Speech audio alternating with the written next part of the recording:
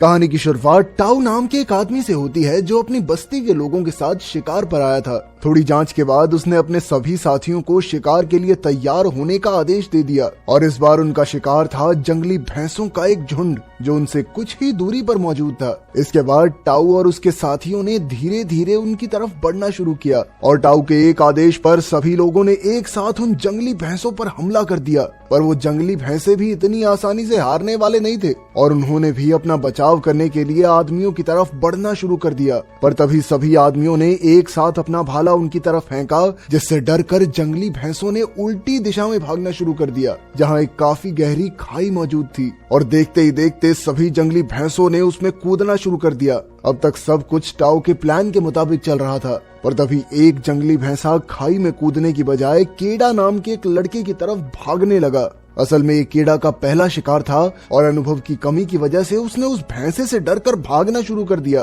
पर भैंसे ने पीछे से आकर उसे टक्कर मार दी, जिसके बाद वो जमीन पर जा गिरा। पर वो भैंसा भी इतना करने से रुका नहीं, वो एक बार फिर से घूमकर केडा की तरफ भागने लगा और इस बार वो उसे उठाकर सीधा खाई की तरफ भागने लगा। टाउ ने पीछे से उस जंगली भैंसे पर हमला तो किया, पर पेट में भाला लगने के बावजूद भी वो जंगली भैंसा सीधा खाई में जाकर कूद गया। टाउ और उसके साथी तुरंत ही केडा को बचाने के लिए खाई की तरफ भागे, पर उन्होंने वहां जाकर देखा कि केडा एक पत्थर के सहारे लटका हुआ था।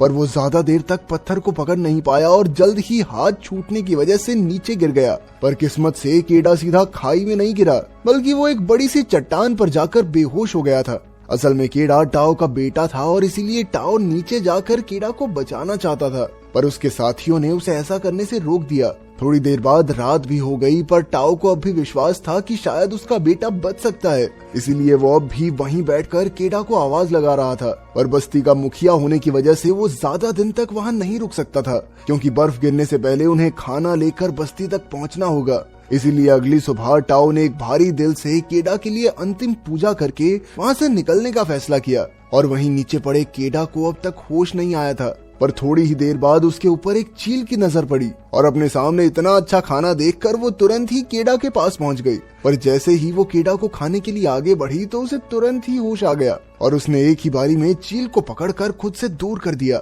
अपने आप को उस चट्टान पर देखकर केडा बहुत घबरा गया और उसने मदद के लिए जोर जोर से टाउ का नाम चिल्लाना शुरू कर दिया। पर जल्द ही उसे एहसास हो गया कि उसकी मदद करने के लिए वहाँ कोई नहीं था।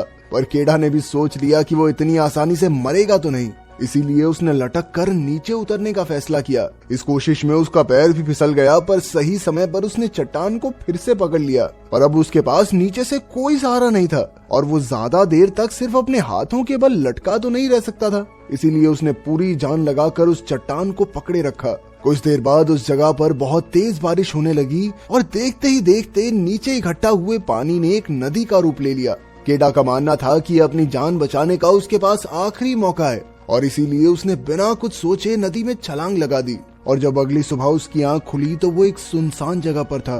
पर तभी उसका ध्यान अपने पैर पर गया, जिसे वो हिला तक नहीं पा रहा था। जूते उतारने पर उसने देखा कि उसके पैर की हड्डी हिलने की वजह से उसका पैर काफी ज्यादा सूज रखा था। उसने तुरंत ही 2 पत्थरों की मदद से अपने पैर को सहारा दिया, जिसके बाद वो सबसे पहले अपनी हिली हुई हड्डी को वापस अपनी जगह पर लाया और फिर उसने अपने जूते पर लकड़ी लगाकर चलने के लिए अपने पैर को सहारा दिया। केडा अपने साथियों के पास जाना चाहता था, इसीलिए उसने पहाड़ी की चोटी पर जाने का फैसला किया, जहां पहुंचकर उसकी नजर उन पत्थरों पर पड़ी जिन्हें टाउ ने अपनी पूजा के लिए इस्तेमाल किया था। उन्हें देखकर केडा अंदर तक टूट गया।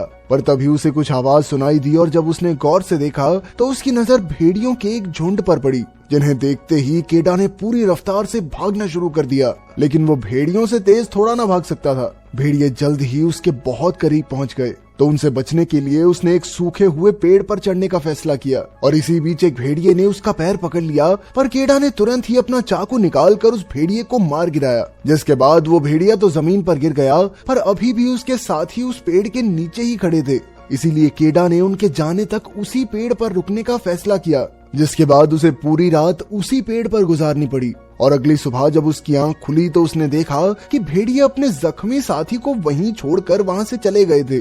केडा ने सबसे पहले अपने चाकू को एक लकड़ी से बांधकर अपने लिए एक हथियार बनाया, जिसके बाद वो जख्मी भेड़िए को मारने के लिए उसके पास गया। लेकिन उसे ऐसी जख्मी हालत में देखकर केडा का दिल पिघल गया और उसने इस भेड़िए की जान को बख्शने का मन बना लिया। जिसके बाद उसने अपनी सुरक्षा के लिए सबसे पहले एक रस्सी की मदद से भेड़िए का मुंह बांधा और फिर उसे अपने कंधे पर उठाकर एक गुफा की ओर चल दिया, जहाँ पर उन्होंने जैसे तैसे रात काटी। अगली सुबह केडा कुछ जड़ी बूटियां तोड़कर अपनी चोट पर लगा ही रहा था कि तभी भेड़िए ने अपने मुंह पर बंधी रस्सी खोल दी।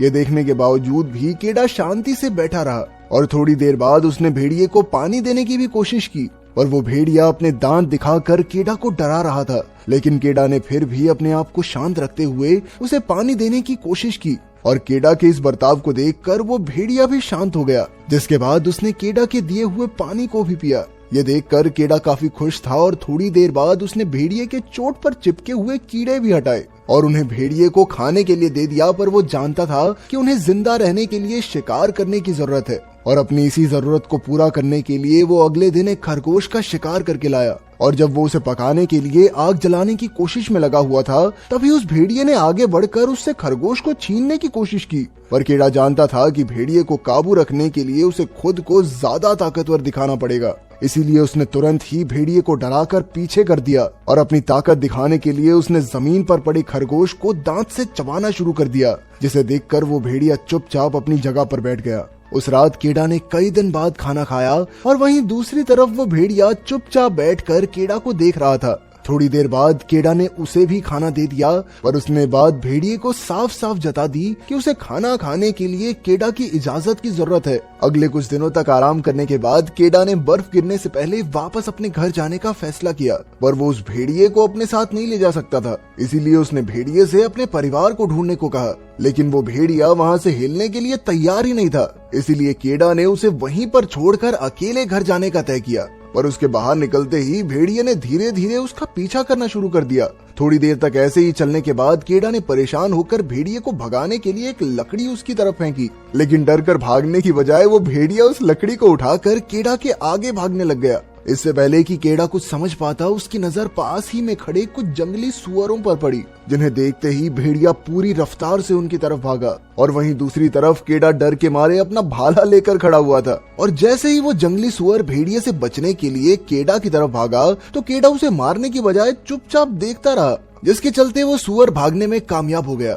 ये देखकर भेड़िया काफी ज्यादा निराश था, क्योंकि केडा की गलती की वजह से अब उन दोनों को खाना नहीं मिलेगा। पर थोड़ी देर बाद उन दोनों के बीच समझौता भी हो गया और केडा ने उस भेड़िए का नाम अल्फा रखा। अगले कुछ दिनों में अल्फा की मदद से केडा काफी अच्छे से शिकार करना सीख गया और अब धीरे धीरे वो दोनों एक दूसरे को काफी अच्छे से समझने लगे थे। यहाँ तक कि रात को अल्फा केडा को गर्म रखने के लिए उसके साथ चिपक कर सोता। वहीं केडा को भी इस सब में काफी मजा आ रहा था। पर कुछ दिनों बाद सर्दियों के आते ही पूरा इलाका बर्फ की सफेद चादर से ढक गया, लेकिन केडा और अल्फा किसी तरह अपने लिए शिकार करते हुए धीरे धीरे आगे बढ़ रहे थे। पर एक दिन पैर के नीचे की बर्फ टूटने की वजह से केडा सीधा पानी में जाकर गिर गया और अब उसे ऊपर आने का रास्ता नहीं मिल रहा था। वहीं अल्फा भी अपने वजन से बर्फ को तोड़ने की कोशिश में लगा हुआ था, पर उसका वजन बर्फ तोड़ने के लिए काफी नहीं था। थोड़ी देर तक कोशिश करने के बाद आखिरकार केडा ने अपने चाकू की मदद से अपने लिए रास्ता बना ही लिया, जिसके बाद अल्फा की मदद से वो जैसे तैसे ऊपर आ ही गया। अगले दिन रास्ते में केडा की नजर टेंट के बाहर बैठे एक आदमी पर पड़ी, जिसे देखते ही वो खुशी से झूम उठा।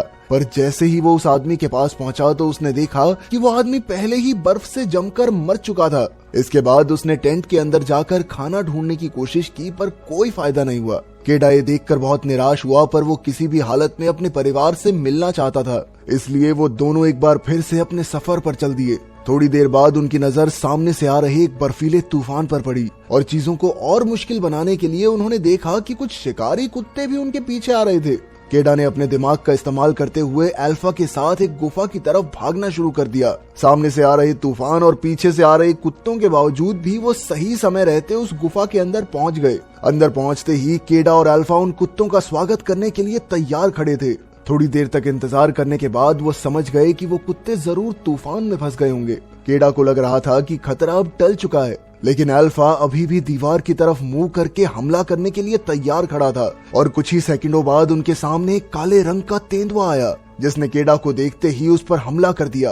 पर केडा को बचाने के लिए अल्फा उस तेंदुए के सामने आ गया, जिसके बाद उन दोनों के बीच में लड़ाई शुरू हो गई। केडा पहले तो बहुत डरा हुआ था, पर वो जानता था कि अगर उसने तेंदुए को नहीं मारा तो अल्फा का जिंदा बचना नामुमकिन है। इसीलिए अपनी सारी हिम्मत इकट्ठा करते हुए उसने एक तीर तेंदुए की तरफ छोड़ दिया, जिसके लगते ही वो तेंदुआ जमीन पर गिर गया। तेंदुए के नीचे गिरते ही केडा ने अल्फा को आवाज लगाई, जो तेंदुए के साथ ही पड़ा हुआ था। केडा के बार बार आवाज लगाने पर अल्फा ने थोड़ी देर बाद खुद को तेंदुए की पकड़ से आजाद करवा लिया। वो केडा की तरफ भागा, पर अपने जख्मों की वजह से दोबारा नीचे गिर गया। केडा जानता था कि अल्फा ने कई बार उसकी जान बचाई है, इसीलिए वो किसी भी हाल में अल्फा को अपने साथ घर ले जाना चाहता था। अगली सुबह उन दोनों ने वापस अपनी मंजिल की ओर चलना शुरू कर दिया और कुछ घंटों बाद उन्हें एक पत्थर मिला, जिस पर केडा की बस्ती का निशान बना हुआ था, जिसका मतलब था कि अब वो लोग घर से थोड़ा ही दूर थे। अब धीरे धीरे अपने जख्मों की वजह से अल्फा के कदम कमजोर होते जा रहे थे और थोड़ी देर बाद वो बेचारा नीचे गिर गया। केडा चाहता था कि अल्फा किसी भी तरह उसके साथ घर पहुंच जाए, लेकिन अल्फा के चेहरे को देखकर वो समझ गया कि अब अल्फा अपने पैरों पर नहीं चल सकता। लेकिन वो इतनी जल्दी हार मानने वाला नहीं था, इसीलिए उसने अल्फा को अपने हाथों पर उठाकर आगे बढ़ने का फैसला किया, जिसके बाद वो इसी तरह रात भर चलते रहे और अगले दिन भी उन्होंने अपनी हिम्मत के भरोसे कई सारे पहाड़ों को पार किया और आखिरकार एक जगह पर पहुंचकर केडा को अपनी बस्ती दिखाई दी। वो अल्फा को अपने हाथों में लेकर सीधा उस बस्ती के पास पहुंच गया, जहां पहुंचते ही वो नीचे गिर गया। टाओ केडा को अपने सामने जिंदा देखकर काफी हैरान था और उसने तुरंत ही अपने बेटे को पकड़ लिया और तभी केडा की माँ भी वहां पहुंच गई, जिसने अपने बेटे को दोबारा देखने की उम्मीद ही छोड़ दी थी। केडा भी अपने माता पिता को देखकर बहुत ज्यादा खुश था, पर तभी उसने अपने पिता को किसी भी हालत में अल्फा को बचाने को कहा, जिसके बाद वो बेहोश हो गया और जब उसकी आंख खुली तो उसे पता चला कि अल्फा ने कई सारे बच्चों को जन्म दिया था, जिसका मतलब ये था कि अल्फा असल में एक मादा भेड़िया थी जो अपने पूरे सफर में पेट से थी, पर इसके बावजूद भी उसने केडा का पूरा साथ दिया। ये जानने के बाद केडा के मन में अल्फा को लेकर प्यार और ज्यादा बढ़ गया। अगर वीडियो पसंद आई तो लाइक कर देना, चैनल को सब्सक्राइब कर देना। मिलते हैं अगली वीडियो में।